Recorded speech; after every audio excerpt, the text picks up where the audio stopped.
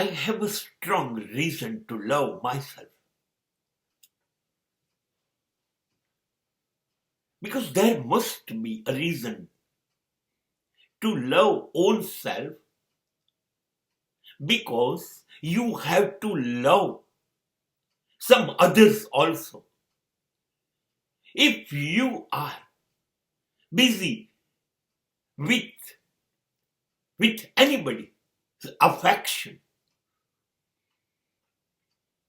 then you are lucky. Then there is a reason to be alive.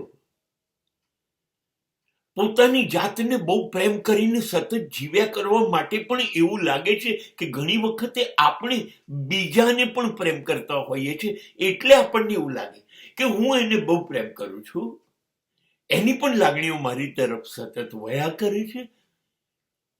અમારા બંને પાસે લાગણીઓને એકબીજા તરફ મોકલી દેવાનો એકમાત્ર વ્યવસાય બચ્યો છે, અને અમે બંને એમાં બહુ વફાદાર છીએ.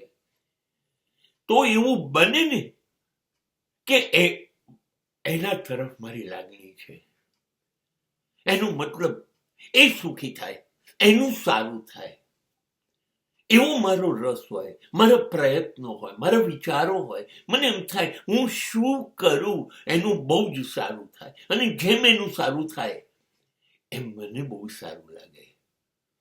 તો આ કારણ છે કે નહીં મારું જીવતા રહેવા માટે?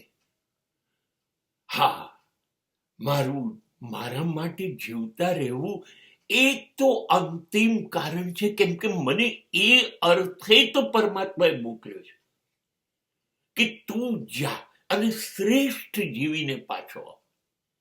હા, પણ એ પ્રોસેસમાં ઇન બિટવીન મને પણ કોક મારા જેવું દેખાયું. મને એમ થયું કે સરસ, હું હજી એને વધુ સરસ જીવવામાં કંઈક મદદ કરી શકું. હું એના ચહેરા ઉપર થોડુંક વધુ સ્મિત લાવી શકું. કોઈક વાર એના ચહેરા ઉપર જો ઉદાસી ક્યાંકથી દેખાય કે ભૂલથી મને એની આંખના ખૂણાઓ ભીંજાયેલા દેખાય, તો હું મારા હાથ એના બરડા ઉપર ફેરવી શકું. આંસુ નીચે પડી જાય પાંપણ પરથી એ પહેલા ઝીલી શકું.